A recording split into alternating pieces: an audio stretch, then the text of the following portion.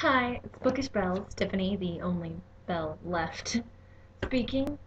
I will be reviewing The Indigo Spell by Richelle Mead. Yes, The Indigo Spell. I love you. If you don't know, it is the third book in the Bloodlines series, which is a spin-off of her Vampire Academy series, which if you have not read Vampire Academy, I highly, highly recommend you do because it's amazing and it's not really like the other vampire series out there.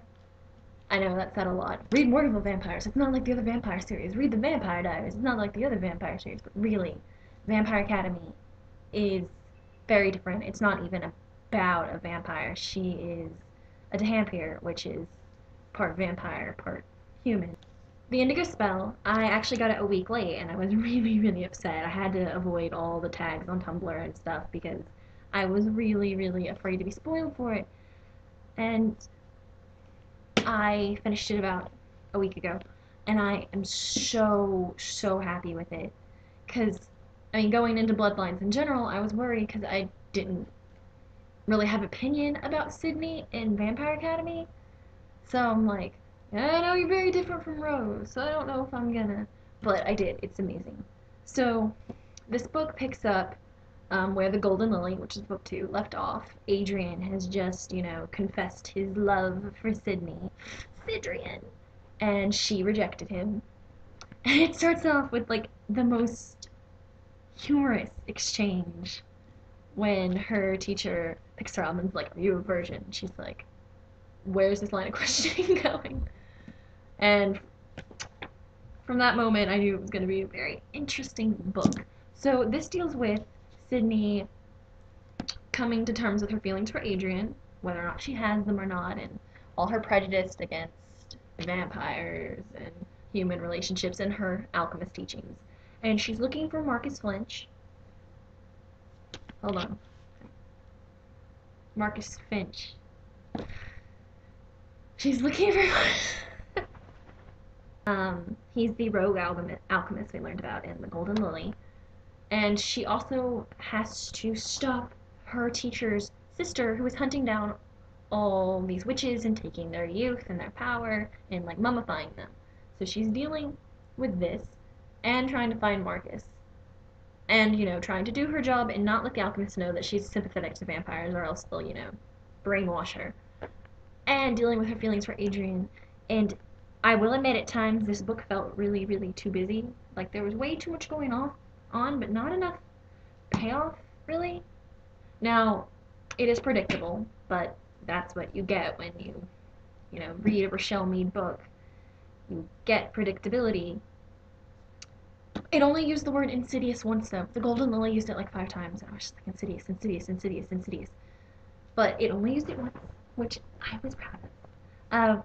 Rose is in it with Dimitri, so that's a treat to look for if you haven't segued into Bloodlines yet. And, of course, the wonderful Adrian Ivashkov, which I will admit is the main reason I decided to actually read the spin-off series, is because I really, really hated how Adrian's story ended in Vampire Academy. Like I've been saying, if you haven't read it, I'm not going to spoil for you what happens with Adrian Rose Dimitri in Vampire Academy, but it doesn't end well for Adrian. And that always really rubbed me the wrong way because I thought he was the most entertaining, creative, and beautiful character in the whole series. But Bloodlines, he's the main character in this, love interest, so it really works out. I mean, there are parts of the Indigo Spell I really liked, and there are parts of it I was just like, I don't know what's going on. Like I said, it seemed very busy. There's always something happening. And sometimes that's good, like in The Last Olympian by Rick Riordan, the Percy Jackson book. That was always busy, but that flowed really well. And at times at this, it seemed like she went from one thing to the other thing to the other thing to the other thing. I mean, without like a rest or a pause. And it was jumping from one plot point to the other plot point, and it got really tiring. Another thing is Richelle Mead said this is her hottest young adult novel that she's ever written. I don't buy that for a second, because there's a scene in Spiritbound between Adrian and Rose, which was super, super hot, and that does not, like, The scenes in this don't even come close to that.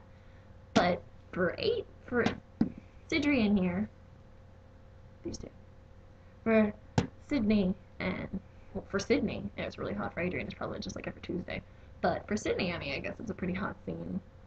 Nothing bad. I read people's reviews saying they thought she was going to push the envelope and go too far, but I didn't get that vibe from it. Overall, I think it's probably the best in the series. I really did like the Golden Lily though, but 4 out of 5 stars. Got me right in the shipper feels. So if you're a Sidrian shipper, you're gonna love this book. That's it, I guess. The Indigo Spell. And whatever anyone tells you, the real star of it is the Avashkinator.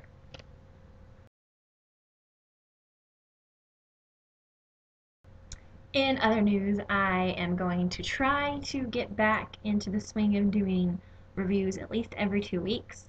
And by back into the swing, I mean actually into the swing of doing it. I really would like that to be my goal. I just get so distracted and busy sometimes.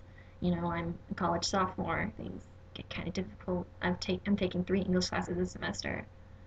But I'm going to try really, really hard to actually do reviews. And I have a Tumblr. Bookishbelles has a Tumblr. It's Bookishbelles. And that I have a lot of reviews there, lots of book blogging.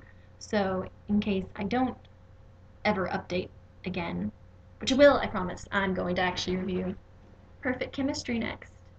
Ooh. So if I get slow going on videos again, I do have a Tumblr which I do update. So stay with me, guys. If there's any guys to stay with me.